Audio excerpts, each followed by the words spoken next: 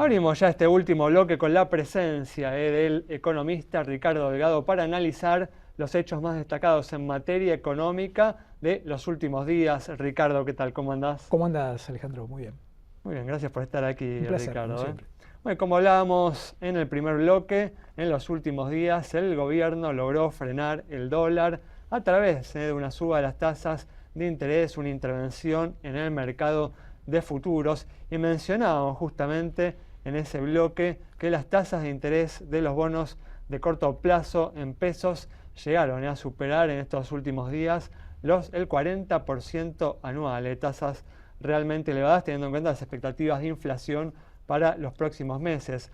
Ricardo, ¿crees que se justifica el costo que está asumiendo el gobierno para mantener el dólar controlado de cara a las elecciones? Yo te diría que hay dos factores. Uno, te diría más estructural, del propio mercado cambiario, muy sabido, desaparece la oferta en estos meses, desaparece, se hace mucho más exigua. Sí. Exactamente, más exigua. La demanda se sostiene, los pagos de importaciones están en torno a los 6.000 millones de dólares mensuales, hay una fuerte demanda de turismo en este mes, aparece obviamente el factor novedoso a partir de la eliminación del cepo, que es todas las personas humanas comprando dólares a través de las aplicaciones y del propio turismo en sí mismo, con lo cual digo, hay una tensión que era esperable. Creo que a esto se suma una mala praxis, una lectura mal formulada del equipo económico en el desarme de las LEFIs. Claro, ¿no? sí. Creo que esto ha liberado y ha generado tal volatilidad. Pensá que la tasa de las cauciones estuvieron al 17% cuando los pesos inundaron el mercado. Eso llevó obviamente una presión que ya venía gestándose, una presión sobre el tipo de cambio, y después forzó en el esquema de rescate a tasas mucho más elevadas. La pregunta es si este fenómeno es transitorio o permanente. Estos niveles de tasa de interés hoy han bajado, digamos, algo, y el tipo de cambio no se movió, lo cual es una buena señal. Pero digo, si esto es transitorio está muy bien, si esto es permanente, bueno, la actividad económica se va a resentir, cosa que ya tenemos un primer dato oficial, Eso te iba justamente a mencionar. Que es el cero, prácticamente cero del mes de mayo. Sí, sí, en verdad, mensualmente dio negativo, ¿no? También, como decís, levemente negativo, 0,1%. Exacto. Pero justamente, ¿no? ¿Cuál es la expectativa, ¿no? De cara a estos datos que empiezan a aparecer, de cara a estos datos también que estamos viendo, ¿no? Estas tasas de interés tan elevadas, ¿no? Bueno, yo, a ver, te digo, me parece que el gobierno tiene un único objetivo, que son las elecciones. O te diría las dos elecciones, yo las divido en dos. Sí. Uno, inmediato, 45 días, el 7 de septiembre, la elección de la provincia de Buenos Aires, la legislativa, en donde ahí va a haber un único dato relevante hasta allí, que va a ser la tasa de inflación del mes de julio. No se va a conocer la de agosto porque se va una semana después se conoce, o en esos días, no tengo exactamente el calendario, después del 7 de septiembre, probablemente el 10 o el 11 se conozca la de agosto, pero ya va a haber pasado la elección.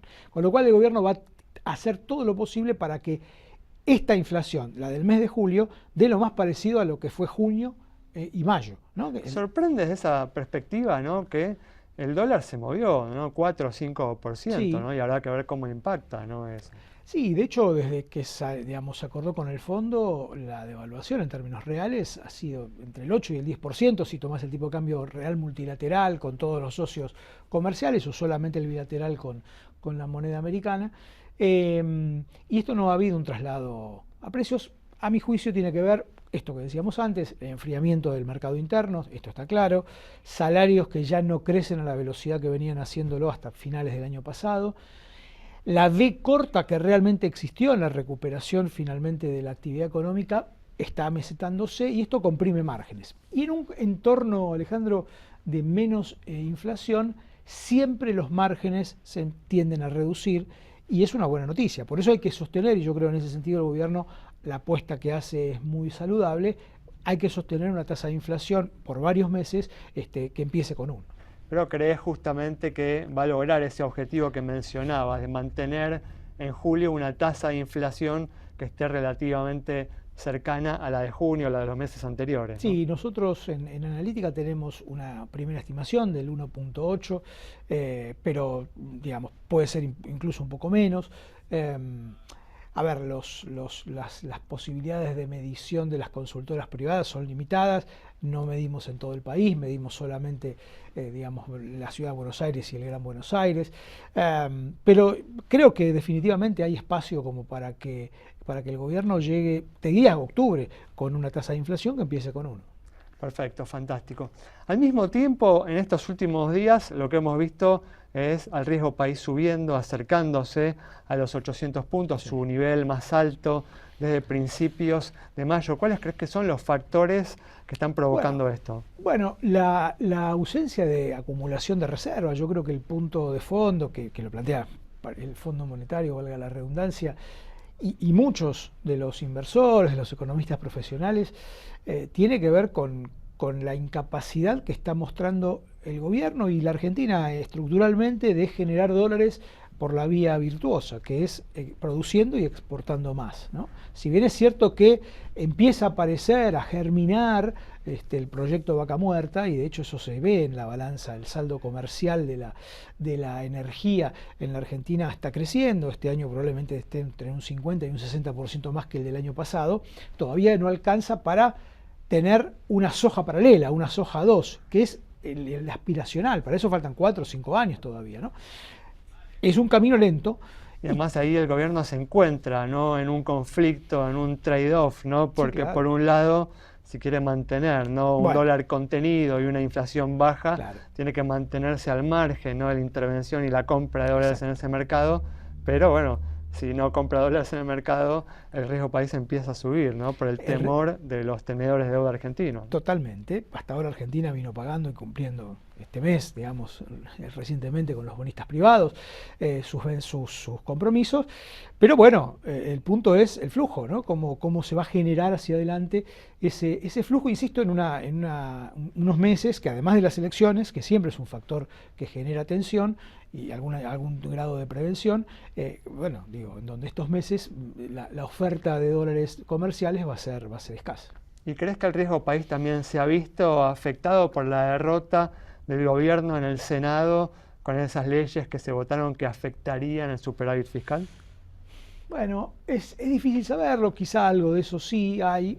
Yo creo que hay hoy una situación más de esperar y ver en la mirada del inversor promedio internacional. Siempre hay como visiones distintas, incluso de los propios inversores, por tamaño, por vocación, por entender más o menos a la Argentina. Pero digamos, yo creo que tiene que ver un poco con eso. Está el riesgo político siempre existe, digamos, de que el gobierno finalmente, al gobierno le logren doblar este tótem que es el superávit fiscal, y por supuesto el riesgo de que pierda las elecciones en manos del kirchnerismo, ¿no? Entonces ahí hay toda una combinación que alguna ponderación debe tener, sí, sin duda. Muy bien, Ricardo, muchas gracias. Muchísimas gracias, Alejandro. Cerramos entonces el programa de hoy con el detallado análisis del economista Ricardo Delgado sobre la situación de la economía argentina y las perspectivas para los próximos meses en este año electoral, en este último tramo hacia las elecciones de octubre. Nos reencontramos el próximo miércoles a las 20:30 aquí en Metro.